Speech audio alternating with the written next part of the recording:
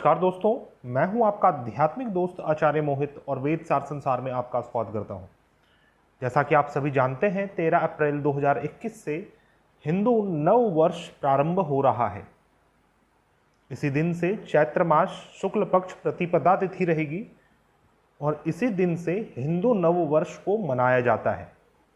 और जब हिंदू नव वर्ष आता है तो उसी अंतराल में, उसी के आसपास में संवत्सर चेंज होता है।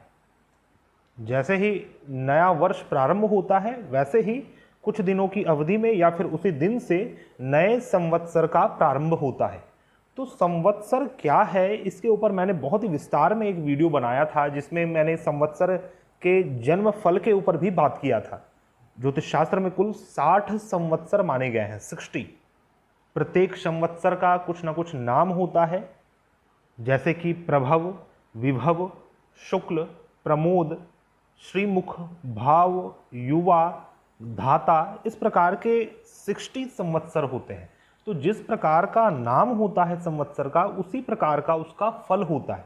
और मेरा वीडियो क्यों इतना इम्पॉर्टेंट है, क्यों आपको देखना चाहिए, इसके पीछे का रीज़न यह है कि आज से 90 साल पहले इस प्रकार का अद्भुत संयोग बना था, जो कि पुनः इस वर्ष 2021 को या फिर विक्रम संवत 2078 को बनने जा रहा है। और इसकी विशेषता यह है कि यह कहीं ना कहीं निगेटिव रूप से पूरे संसार को इफेक्ट करेगा। एक प्रकार का नकारात्मक ऊर्जा सक्रिय होने वाला है, जिसके कारण पूरे विश्व में पुनः कष्ट की स्थिति उत्पन्न होगी। तो क्या यह विशेष संयोग है, इन सभी विषयों पर आज हम इस वीडियो में चर्चा करेंगे। तो वीडियो के अंतिम में हम संवत्सर के ऊपर बात करेंगे कि यह संवत्सर किस प्रकार से चेंज हो रहा है और कैसे एक संवत्सर लुप्त होकर उसके आगे का संवत्सर प्रारंभ होगा। सबसे पहले चैत्र मास शुक्ल पक्ष प्रतिपदा तिथि अर्थात कि हिंदू नववर्ष की बात करते हैं। जब भी हिंदू नववर्ष चेंज होता है तो उस समय वर्ष के कोई राजा बनते हैं, कोई ग्रह मंत्री बनते हैं, कोई ग्रह वर्षा के पति बनते हैं, कोई नीरस के पति बनते हैं। तो यह सूर्य के गोचर के आधार पर होता है। सूर्य ही ऋतुओं के पति माने गए हैं, अर्थात कि मौसम। ज्योतिष शास्त्र में कुल 6 प्रकार के मौसम बतलाए गए हैं, जैसे कि शिशिर, वसंत, ग्रीष्म, वर्षा, शरद और हेमंत। दोस्तों, मैंने इस ऋतु के ऊपर भी वीडियो बनाया है, जो कि बहुत ही विस्तार में है कि कौन सी ऋतु में आपका जन्म हुआ है और उसका क्या एक बेसिक फल है, तो उसे भी आप देख सकते हैं। तो यह जो 6 प्रकार की ऋतुएं हैं, अर्थात कि 6 प्रकार का जो मौसम है, सीजन है, यह सूर्य के अलग अलग प्रकार के राशियों में गोचर करने से होता है। और सूर्य के इस गोचर से ही किसी भी नव वर्ष के राजा, मंत्री, वर्षेश, रशेष और शस्येश का पता लगाया जाता है। तो राजा क्या है? राजा का अर्थ है पूरे वर्ष को रूल करने वाला। उसी प्रकार मंत्री राजा को सही दिशा दिखलाने वाला। और वर्षेश का अर्थ है कि इस पूरे वर्ष में वर्षा किस प्रकार की होगी, क्योंकि वर्षा एक मूलाधार है जीवन का। जल जीवन का मूलाधार है, जल ही जीवन है। तो जीवन के लिए, समाज के उत्थान के लिए जल को देखना आवश्यक होता है। इसीलिए मेदिनी ज्योतिष में या फिर पूरे सामाजिक ज्योतिष में वर्ष का अध्ययन बहुत ज़रूरी है कि पूरे वर्ष की स्थिति किस प्रकार की होगी, और उसका निर्णय सिर्फ और सिर्फ वर्ष के राजा, मंत्री और वर्षेश से ही हम निकाल सकते हैं। तो यह जो हिंदू नववर्ष विक्रम संवत्सर 2078 है, अर्थात 2021, इस वर्ष में विशेष बात यह है कि इस वर्ष के जो राजा हैं वह मंगल ग्रह हैं, मंत्री हैं वह भी मंगल ग्रह हैं, और वर्षेश भी मंगल ग्रह हैं। तो यहाँ पर वर्ष स्टार्ट होते ही एक प्रकार का क्रूरता आपको देखने को मिलेगा, क्योंकि मंगल एक क्रूर ग्रह है तथा युद्ध के कारक ग्रह है, युद्ध के देवता माने गए हैं मंगल। तो नारद संहिता जैसे ऑथेंटिक शास्त्रों का यह मत है कि जब मंगल ग्रह राजा, मंत्री और वर्षेश हो तो पूरे वर्ष अनेक प्रकार की दुर्घटनाएं उत्पन्न होने लगती हैं। तथा समाज का विनाश होता है, समाज में हिंसा व्याप्त होता है, भूकंप जैसी स्थिति उत्पन्न होती है। और मैं आपको बतला दूं कि पूरे वर्ष पुलिस, एयरफोर्स, आर्मी अर्थात कि सैन्य दल पूर्ण रूप से प्रभावशाली रहेंगे। इस वर्ष में आगजनी की संभावना बढ़ जाएगी। आप समय समय पर नए नए अग्निकांड को सुनेंगे और पूरे समाज में यह व्याप्त होगा और पूरे समाज को इसके कारण लॉस उठाना पड़ेगा, कष्ट उठाना पड़ेगा। लेकिन दोस्तों, यह वर्ष बहुत ही अहम रोल प्ले करेगा जब हमारा बायोटेक्नोलॉजी आगे जाए और उसमें भी शल्य चिकित्सा अर्थात कि जो ऑपरेशन की विधि है, तकनीक है, उसमें आधुनिकता आ सकती है। क्योंकि मंगल अस्त्र शस्त्र के कारक माने गए हैं और जो टूल्स रिक्वायर्ड होता है ऑपरेशन करने में, किसी प्रकार की सर्जरी करने में, वह मंगल के ही कारक तत्व हैं। समाज में इस प्रकार की घटनाएं उत्पन्न होंगी, इस प्रकार की दुर्घटनाएं उत्पन्न होंगी जिसके कारण लोगों का अधिक रक्तस्राव हो, दुर्घटनाओं के मामले बहुत अधिक बढ़ जाएंगे, अस्त्र शस्त्र का लोगों के ऊपर घात लगेगा और उसी प्रकार से हमारे सैन्य दल पर, हमारे बॉर्डर में गुप्त जनों से आघात हो सकता है या फिर हमारे शत्रुओं का आघात हमारे ऊपर हो सकता है। साथ ही साथ दोस्तों, इस वर्ष आप सामाजिक और राजनीतिक दोनों ही प्रकार की अस्थिरता देख सकते हैं। पूरे इंडिया में या फिर पूरे विश्व में एक प्रकार का राजनीतिक उथल पथल बना रहेगा, एक राजनीतिक अनस्टेबिलिटी बनी रहेगी। नेचुरल डिजास्टर के रूप में देखें तो यह वर्ष बहुत ही विकराल रूप ले सकता है नेचुरल डिजास्टर में, और उसमें भी आंधी, तूफान, साइक्लोन, स्ट्रोम, इस प्रकार की घटनाएं अधिक होंगी। और चूंकि मंगल ग्रह वर्षेश भी हैं तो बहुत न्यूनतम बारिश होने वाली है। बारिश की अभाव होगा। जिस क्षेत्र में बारिश की आवश्यकता है उस क्षेत्र में बारिश ना होकर जहां पर आवश्यकता नहीं है वहां पर अधिक हो जाएगी और इसके कारण बाढ़ जैसी स्थिति भी उत्पन्न होती है, फ्लड जैसे कंडीशन भी उत्पन्न होंगे। तो नेचुरल डिजास्टर के रूप में भी देखा जाए तो यह वर्ष अनेक प्रकार की प्राकृतिक आपदाओं को लेकर आने वाला होगा और जिससे जन समूह को नुकसान होने की संभावना बनती है। और शास्त्रों में एक बहुत ही विशेष टिप्पणी मिलती है कि जब मंगल राजा, मंत्री और शशेष होते हैं तो इस वर्ष चोरों का, डकैतों का बहुत अधिक आतंक बढ़ जाता है और उस वर्ष भूखमरी भी फैलती है, अर्थात कि भूख के कारण लोगों की मृत्यु होती है लार्ज में। तो यह वर्ष थोड़ा सा एक संवेदनशील वर्ष होने वाला है और आप सभी को इन चीज़ों के ऊपर ध्यान देना चाहिए और इन सब चीज़ों के निमित्त जो भी प्रिकॉशन हो सकता है उतना अधिक प्रिकॉशन बरतें, जितनी अधिक तैयारी हो सकती है आगे फ्यूचर के लिए तैयारी करें। और इस वर्ष का मैं एक बहुत ही सटीक उपाय आपको बतलाना चाहूँगा, वह है हनुमान जी की पूजन। हनुमान जी की आराधना करें, हनुमान जी का साधना करें और समय समय पर कोई खुद से ही साधना अपने से ही डिसाइड करें कि मुझे इतने दिन तक लगातार हनुमान चालीसा पढ़ना है और इस प्रकार के जीवन को फॉलो करना है। मैं 30 दिन लगातार पढ़ूंगा या पढ़ूंगी। इस प्रकार से आपको अपने जीवन को बनाना है कि हनुमान जी की कृपा आपके ऊपर नित्य बनी रहे, क्योंकि इस वर्ष विक्रम संवत 2078 को हनुमान जी ही आपको बचा सकते हैं। तो दोस्तों, यह तो नव वर्ष की बात हुई। अब हम बात करते हैं कि यह संवत्सर क्या है। ज्योतिष शास्त्र में संवत्सर को बृहस्पति ग्रह से जोड़कर देखा गया है। बृहस्पति ग्रह हर 12 साल में सूर्य का एक चक्कर पूरा करते हैं और इसी के आधार पर संवत्सर की गणना की जाती है। कुल मिलाकर 60 संवत्सर होते हैं और एक संवत्सर का अर्थ होता है कि जिसमें 12 महीने हो, अर्थात कि 12 महीनों की अवधि हो, काल अवधि हो सौर्य मास के हिसाब से।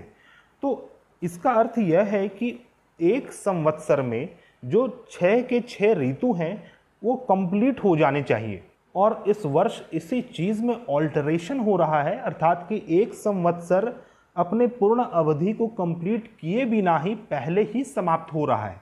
तो वो कैसे हो रहा है वो सभी चीज़ें हम बात करेंगे, पूरे डेट वाइज आपको समझाएंगे जिससे आपको चीज़ें समझ में आ सके। तो संवत्सर के विषय में एक कुछ विषयों को और हम टच करते हैं।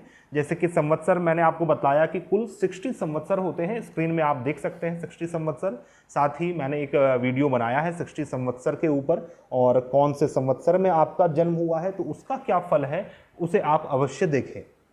तो यह जो 60 संवत्सर हैं इसे 3 भाग में विभाजित किया गया है। पहले भाग को ब्रह्मा जी से जोड़ा गया है और इसका नाम है ब्रह्म विंशति। विंशति का अर्थ होता है 20, संस्कृत में हम 20 को विंशति कहते हैं। तो ब्रह्म विंशति अर्थात कि पहला जो 20 संवत्सर है वह ब्रह्मा जी के नाम से है, उसी प्रकार दूसरा 20 संवत्सर विष्णु विंशति के नाम से जाना जाता है, और तीसरा अर्थात कि आखिरी का 20 संवत्सर शिव विंशति के नाम से कहा गया है। और जैसे ही हिंदू नव वर्ष प्रारंभ होता है वैसे ही कुछ दिनों के अंतराल में सूर्य ग्रह मेष राशि में प्रवेश करते हैं, और सूर्य के मेष राशि में प्रवेश करते ही नए संवत्सर का प्रारंभ होता है। और आपको यहाँ पर समझना है, बहुत ही माइन्यूट डिफरेंस है कि यह सौर्य मास क्या है, चंद्र मास क्या है। सौर्य मास की गणना अलग प्रकार से होती है, चंद्र मास की गणना अलग प्रकार से होती है। जो तिथियों की गणना है, जो हम प्रतिपदा, द्वितीय तिथि, तृतीय तिथि कहते हैं, शुक्ल पक्ष, कृष्ण पक्ष कहते हैं, इन सभी चीज़ों का गणना चंद्रमा के आधार पर किया जाता है, चंद्रमा के गोचर के आधार पर किया जाता है। और चंद्र अलग वृत्त में घूमते हैं, चंद्र वृत्त उसे कहते हैं या फिर नाड़ी वृत्त उसे कहते हैं, जिसमें चंद्रमा सभी 27 नक्षत्रों का भेदन करते हैं। और सूर्य का अलग प्रकार का वृत्त है, और जिसमें सूर्य चलते हैं उस आधार पर ऋतुओं की गणना की जाती है, मौसम की गणना की जाती है, जो हमारा अलग अलग प्रकार का मौसम आता है। तो जब भी सूर्य मीन राशि, मेष राशि में गोचर करते हैं तो वसंत मौसम आता है, ग्रीष्म, वृष और मिथुन में गोचर करने के कारण आता है।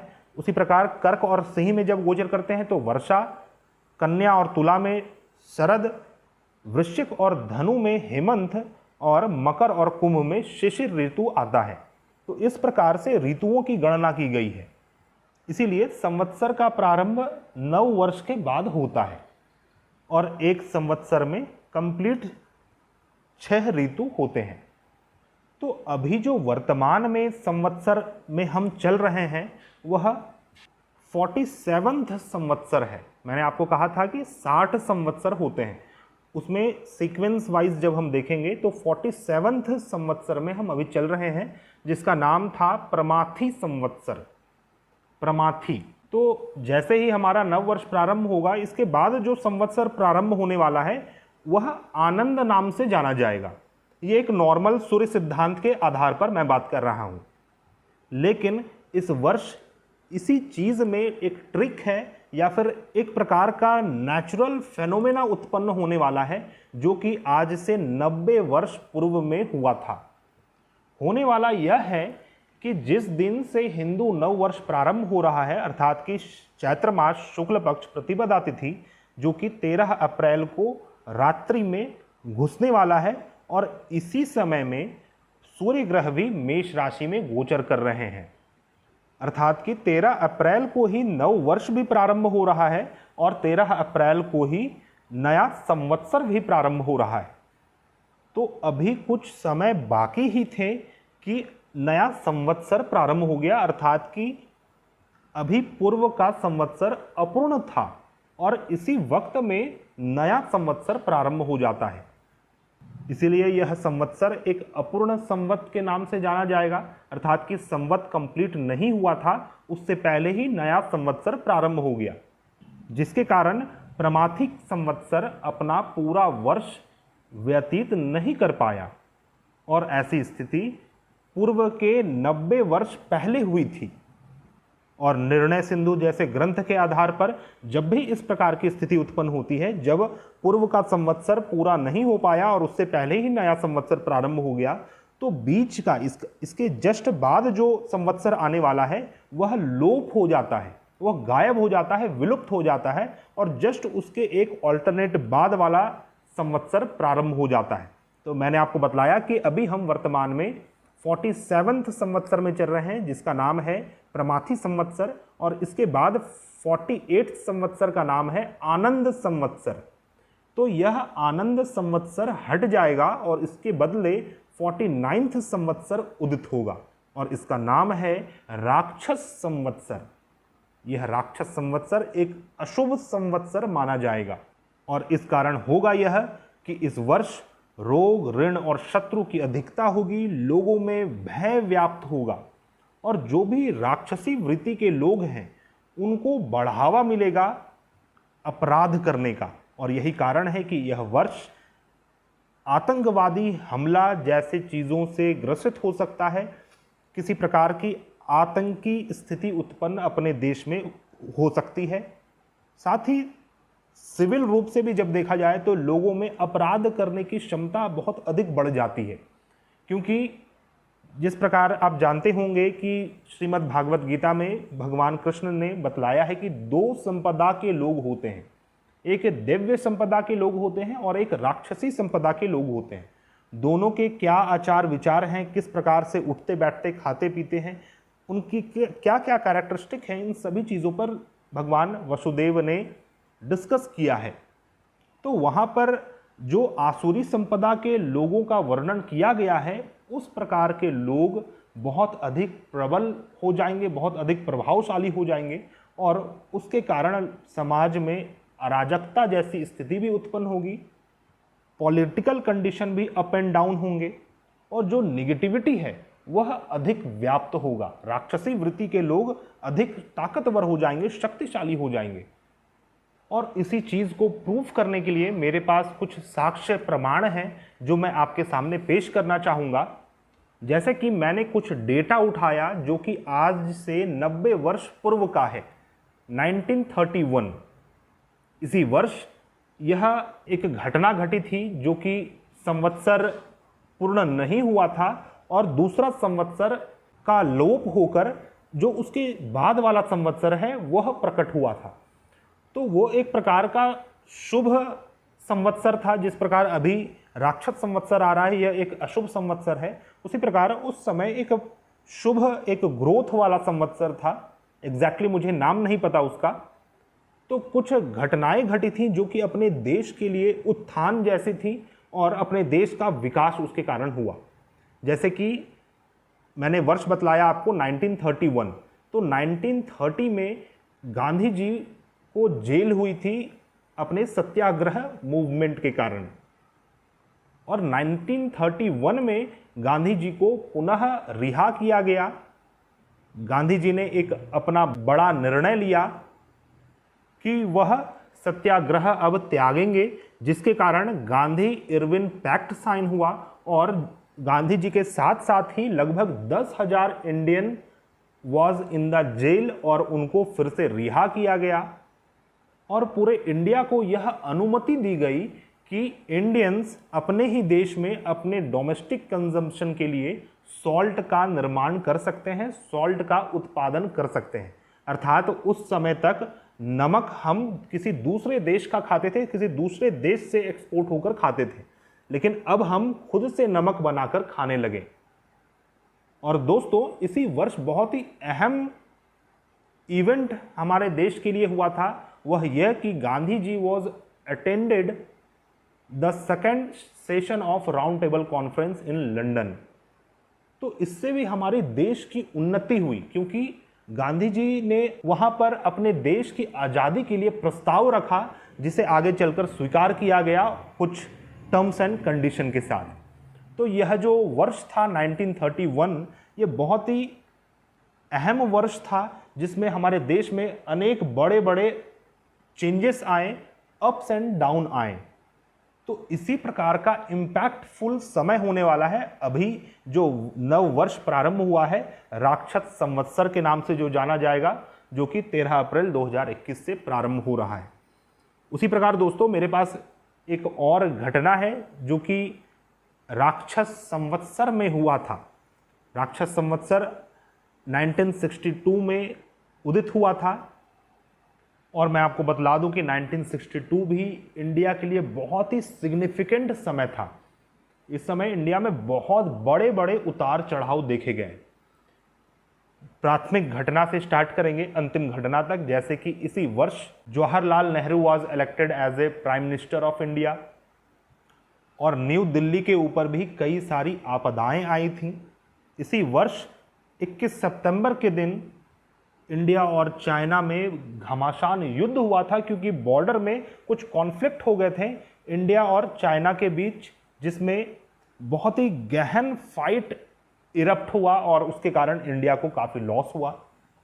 इसी के जस्ट दूसरे माह में अर्थात कि अक्टूबर को 10 अक्टूबर को इंडिया और चाइना में सीनो इंडियन वॉर प्रारंभ हो गया, जिसमें अनेक प्रकार के बॉर्डर डिस्प्यूट्स हुए इंडिया और चाइना के मध्य, जिसमें दोनों ही देश को काफ़ी नुकसान हुआ। इसी के जस्ट 10 दिन बाद अर्थात कि 20 अक्टूबर को चाइना के कुछ ट्रूप्स कश्मीर में इन्वेड किए और इलीगली अक्साई चिन को उन्होंने कैप्चर कर लिया, अपने अधिकार में ले लिया। तो यह भी इंडिया के लिए एक नुकसान था। लेकिन दोस्तों इसी वर्ष और भी एक बहुत ही सिग्निफिकेंट घटना हुआ था।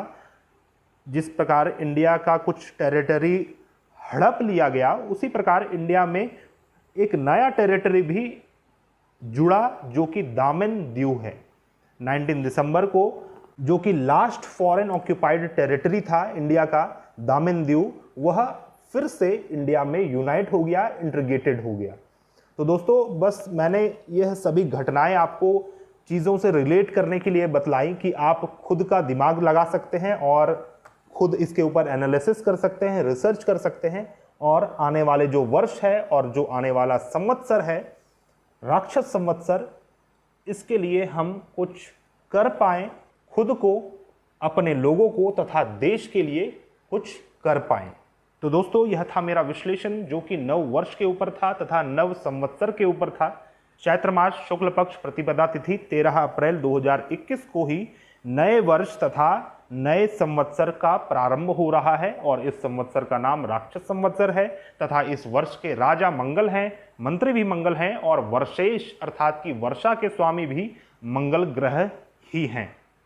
तो दोस्तों आशा करता हूं आपको हमारा यह वीडियो पसंद आया होगा, और यदि आपको हमारे वीडियो पसंद आते हैं तो कृपया हमारे चैनल को सब्सक्राइब करें, हमारे इस वीडियो को ज़्यादा से ज़्यादा लाइक करें, ताकि यह जो पौराणिक ज्ञान है यह सभी यूथ तक पहुंच सके और लोग अपने संस्कृति, अपने सनातन परंपरा को पुनः अपना सके।